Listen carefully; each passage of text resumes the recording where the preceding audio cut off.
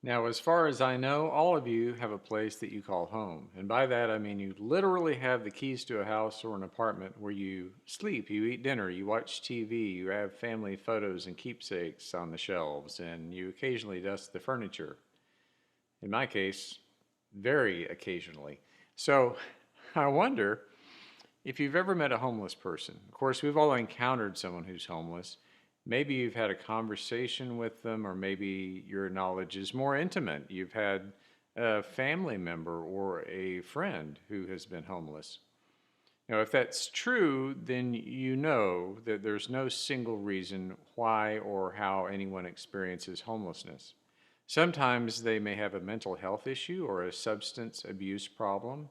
And while that can be true, I've learned that broad assumption about homeless folks is really more of a stereotype that many of us can use to insulate ourselves from their situation. The more accurate reality is there are many reasons why anyone could be without a home. Financial insecurity is obviously a major problem. Issues with family, the lack of a solid support system.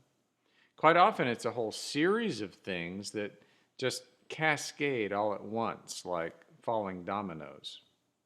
With some people, being homeless is a chronic way of being. I've even met a few folks who told me it was a choice they made, although even then, they had very few other choices.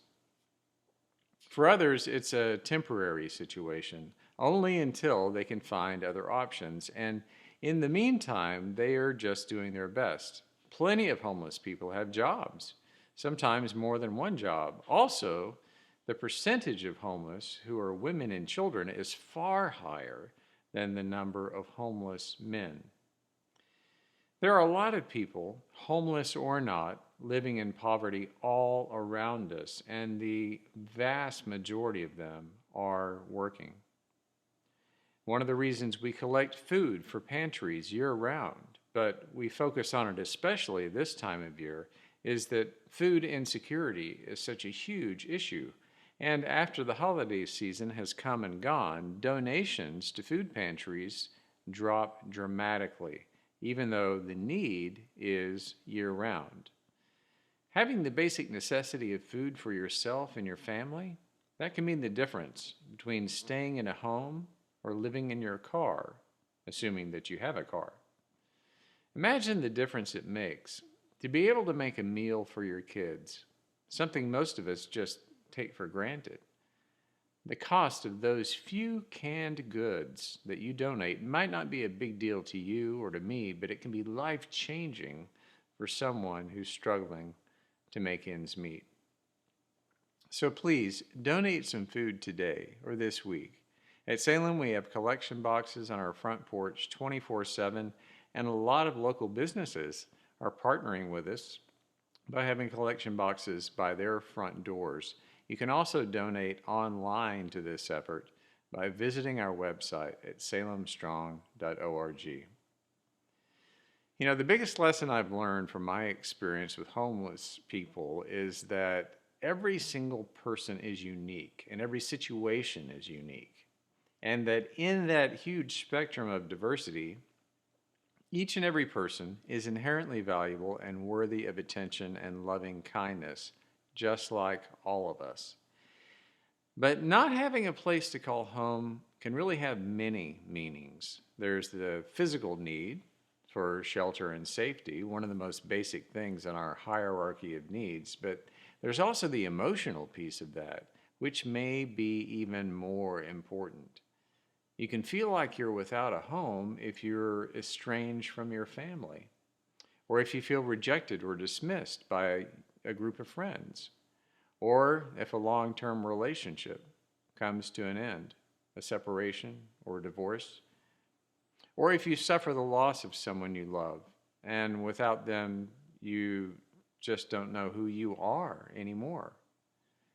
You can feel without a home if you lose a job, or go through retirement, or move to a new community. Lately, a lot of us at Salem have been reading a wonderful book by Brian McLaren that is called Faith After Doubt. Now, I don't say this often, but it's a book I think everyone who is now or who's ever been part of a church community should absolutely read or listen to the audiobook version. And that's true whether you're completely happy with where you are and what your beliefs are, or whether you ever ponder or struggle with who you are and what you believe, because you will hear yourself being described in this book. It will resonate with your own experience. Brian's book points out many truths about what it means to consider yourself a spiritual person or not, and the stages most of us go through in considering who we are and what we believe. Of course, I think that's all well worth thinking about because I'm a minister. But even though Brian was also a minister and he's writing from his own experience, it's really not a book that's so much about religion as it is about how we find home, how we know who we are and where we are, and how we feel safe and secure in that. It's always striking to me when I read something in a sacred text like the Bible to see those words at face value, even though it's true that what face value means to me might mean something completely different for you. When I look at a skyscraper and say, that's a tall building, you might look at that same skyscraper and say, it's not that tall. So we all see things from our unique vantage point, from what we have been taught and from our own experience. And the fascinating thing about the Bible, even beyond what it says to us at face value, is the subtext, the deeper meaning behind the stuff that we think is obvious, at least from our point of view. A great case in point is Psalm 84. It begins, "How lovely is your dwelling place, O Lord of hosts." And any Bible scholar would point out that that psalm must have been among the oldest pieces of literature in the Bible because the dwelling place it's describing is not a building made of stone, it is describing a tent. You might remember the story.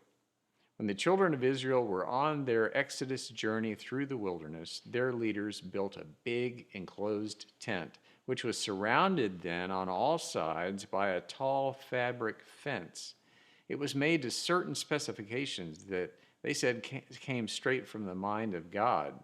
It was, they believed, the dwelling place of God in their midst. It was God's own home.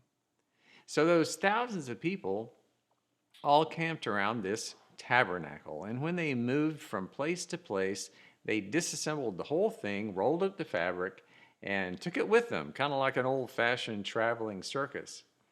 When they got to the next place, they put it all back up again, just like before. And then much, much later in Jerusalem, they constructed a replica of that tabernacle built to those exact same dimensions.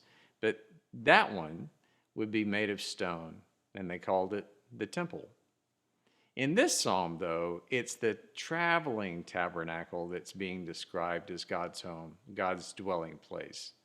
Now, could anyone actually see God living in there? No, not really, because God did not take on any particular form. They just trusted that the presence of God was there, always with them. So think about the symbolism of that for a moment. God's own home was not tied down to any one location. It moved with the people, or rather the people moved it with them, because they were nomadic, as the story goes, always on the move, always on a journey, always awakening to some new layer of understanding about who they were and what they believed. And on that journey of discovery, the constant was, even though they were homeless, at least technically speaking, they were never homeless as long as they believed God's presence was with them. I think that's why the writer of this psalm exclaims, "How lovely is your dwelling place." How lovely it is to know that wherever we go, whatever happens, no matter what life throws our way, even if we feel lost like we now and then, we know that you're with us. As nomads, they traveled in stages, a lot like you and me. As Brian McLaren says in his book, we all travel through life with our unique perspectives, and we might sometimes become stuck in one way of thinking about who we are and what we believe.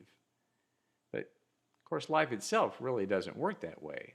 Life works by presenting us with constant change, movement, transitions, and stages.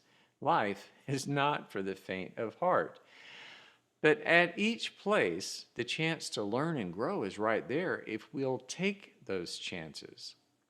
Our mistake too often is to believe that home is a stable physical location, and that's a comforting idea, and we obviously need a physical place to lay our heads at night, but our dwelling place is never a place in a physical sense.